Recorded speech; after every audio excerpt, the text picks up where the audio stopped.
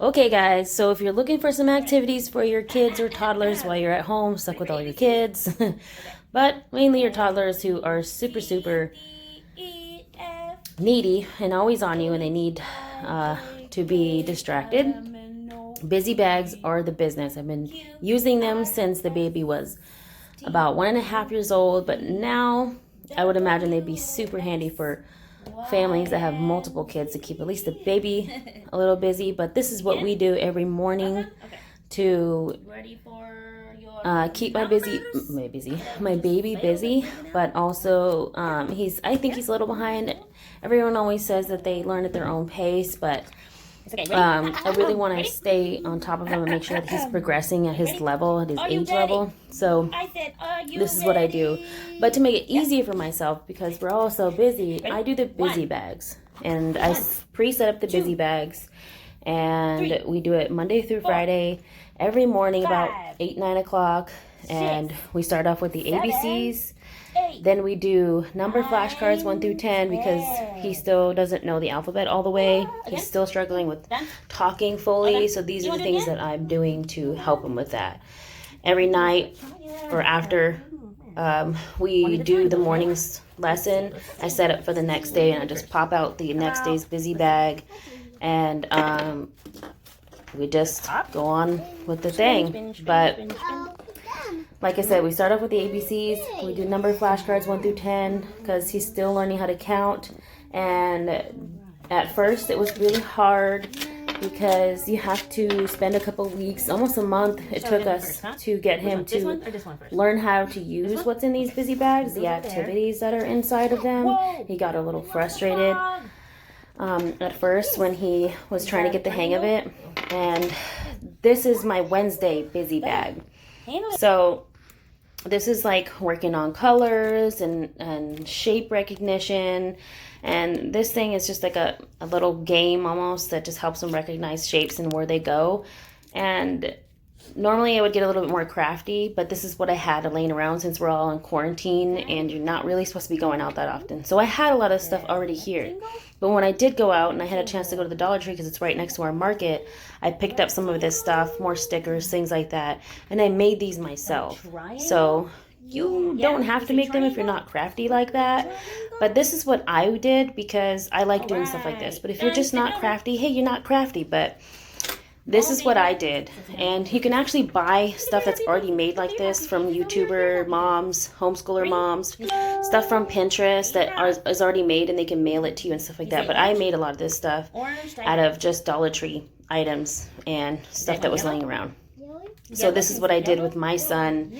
And right now he's just kind of doing this little puzzle.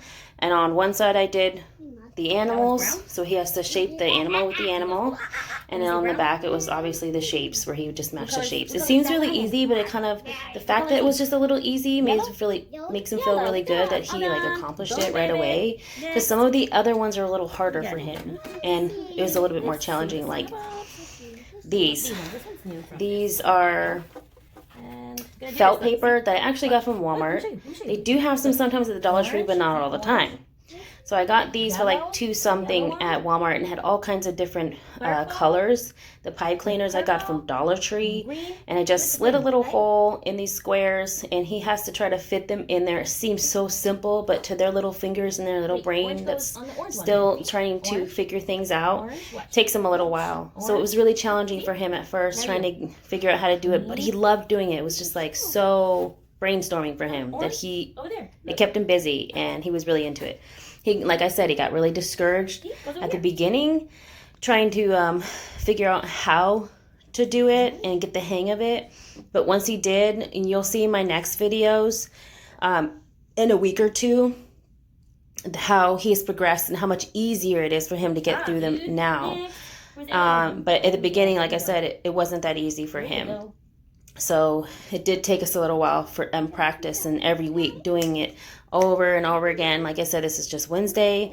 Every little bag is different, targeting other little things that he wants to learn, like colors and shapes and numbers and fine motor skills and just things like that I learned and tried to kind of pinpoint what he needs to be learning according to his age. And I learned a lot of this stuff from just homeschool moms, Pinterest, just things like that, just because I like to do things like this. So this is what I'm doing to keep my toddler busy, but to make sure that I keep him sharp instead of just watching TV or playing games, because I don't want him to get behind. And I feel like he was already behind because of where we were before when we went to when we were in North Carolina. Now we're in Arizona, but where we were before, it was really hard for me to focus on my little baby's learning skills and what he should have been doing.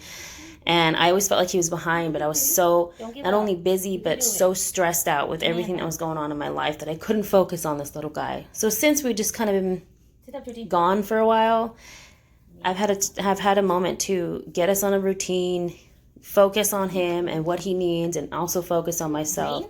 And it's been super cool to see him progress. And like I said, this is the beginning of when we just started doing these sets of busy bags. After I learned what he should be learning and what to put in these busy bags that could help him according to his age. So this is the first week or two of doing these busy bags. You'll see in the next videos coming up in the next week or two how Gabe has progressed after a month of doing these busy bags. So after he's mastered them and he's going through them pretty quickly and like he's got it down, I'm going to switch up the busy bags and kind of upgrade them. Some of them will have some of the same stuff in there, but you know, because he really likes them. But once he's like bored of them, I will end up just making new ones or thinking of different stuff, looking up different things. So right now, this is where he's at. He doesn't know the ABCs yet. He won't sing along with me in this video, obviously, because we just got started. He's barely counting 1 through 10. He knows his shapes, but he doesn't know how to say them. He doesn't know all of them, you know, by heart. So these are things that I'm doing to try to sharpen his brain and try to get him to get the hang of this. So this, I just got popsicle sticks from a Dollar Tree, and obviously I drew them in with marker. And it kind of made it look a little puzzle where he has to just match them and put the shapes together. So he recognizes what the shapes are, but you know how to put them together. So, and then the other ones were just ABCs. I just put ABCD just to give him something to do. Like I said, we're in quarantine, so we don't have a lot of materials. And they don't want to be going back and forth to go find like cooler stuff, although I would like to, and we're on a budget. But you know, this is just what I found laying around while I had the chance. So this is what I did and made for him just to get these busy bags made and put together.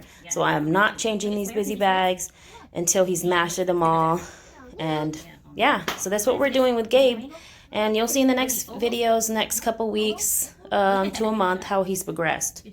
This busy bag had a book in it that just targeted shapes and colors, and that's what we're doing at the end. So if you guys liked this video and what I did with my busy bags, this is just what works with us. You guys, you may want to put something different according to what your kid likes, but these things he really did like, and I was just trying them, and he really did like them. My kid likes to learn. So anyway, if you like this video, please give us a thumbs up. Subscribe to my channel, please.